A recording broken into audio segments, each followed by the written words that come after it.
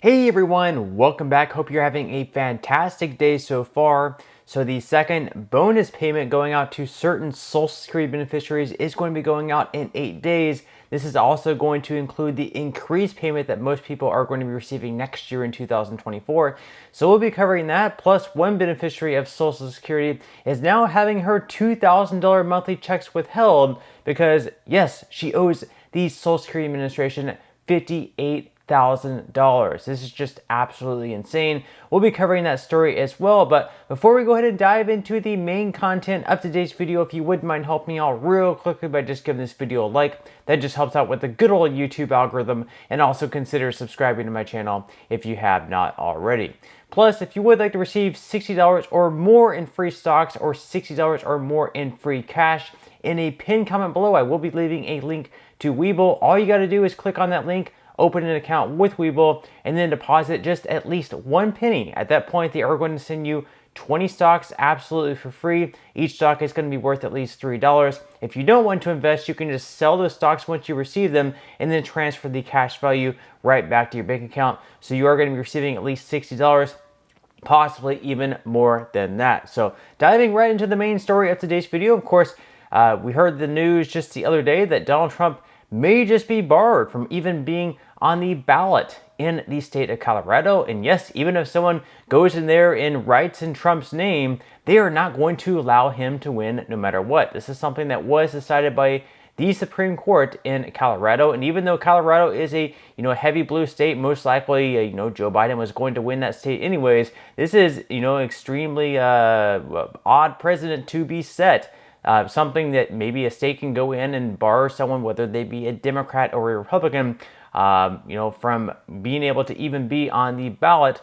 And it's a scary situation, I guess, in general. You never know how many states are going to follow. And now we have the lieutenant governor in Dan Patrick over in Texas saying that perhaps maybe we should just keep Joe Biden off the ballot here in Texas. So according to The Hill, Texas Lieutenant Governor Dan Patrick on Tuesday suggested taking President Biden off the ballot in Texas due to his handling of immigration, citing the Colorado Supreme Court's ruling to kick former President Trump off the state ballot.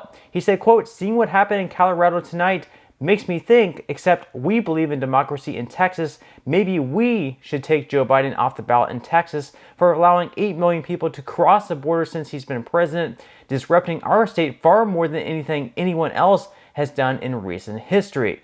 So, he makes an interesting point there. Like, if states are going to take Trump off the ballot, maybe we should take Biden off the ballot. Now, I completely disagree with this concept. I don't think Texas should take Biden off the ballot. Nor do I think that Colorado should be taking Trump on the ballot. There's this thing called democracy. People can go to the polls and vote.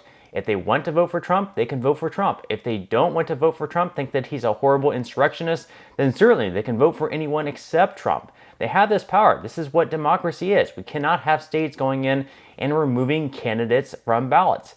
This is absolutely going to lead to perhaps another civil war, more infighting between the American people. This is completely insane. We cannot have this happen. Of course, this ruling by Colorado is going to be, elevated to the Supreme Court. And right now, the conservative judges, the right people who are more than likely to lean with Trump, are in favor in the Supreme Court. We have 6 conservative judges versus just 3 left-leaning judges. So we have a couple of different outcomes that could take place. I mean, the Supreme Court could certainly just not take up the case at all. And if they don't take up the case at all, then Colorado automatically wins and Trump is not going to be on the ballot in Colorado. Or they could take up the case and it could be 9-0. It could have the left-leaning judges vote in favor of Trump. We could have the right-leaning judges vote in favor of Trump, and it's 9-0. And that would probably be the best case scenario, because then, everyone's going to be like, okay, Democratic judges are also in agreement that Colorado was wrong. Or perhaps the worst case scenario, it could be 6-3, where we have all the conservative judges voting in favor of Trump to be on the ballot, and all the left-leaning judges are saying, no, we should keep Trump off the ballot.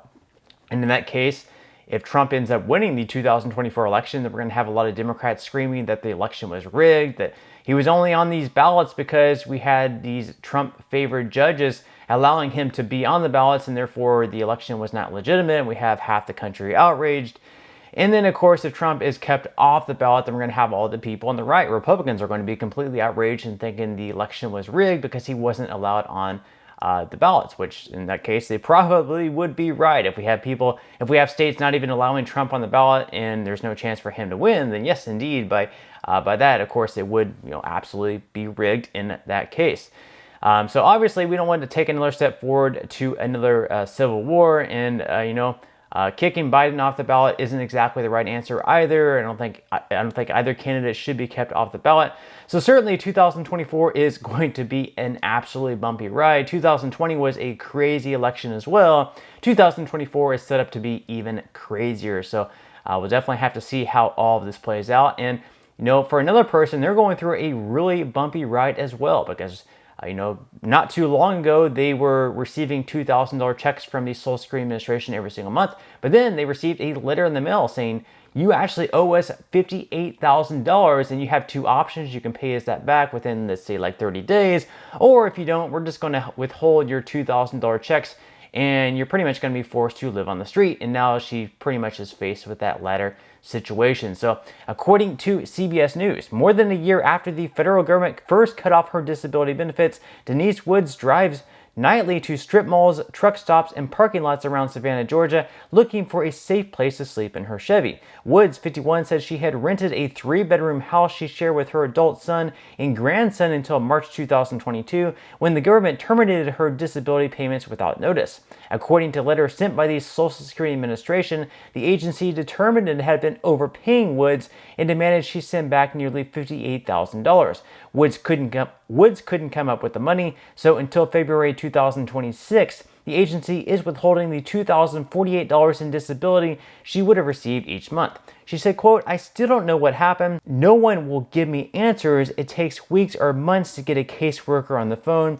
They have made my life unbearable." So I think all of us think that we're going through a tough time some days are extremely stressful. We wonder how we're even going to get by. But if you look at stories like this where, people are just looking for a safe place to sleep each night and they're just trying to survive each day, obviously I think a lot of us have it a lot better than what some people are faced with.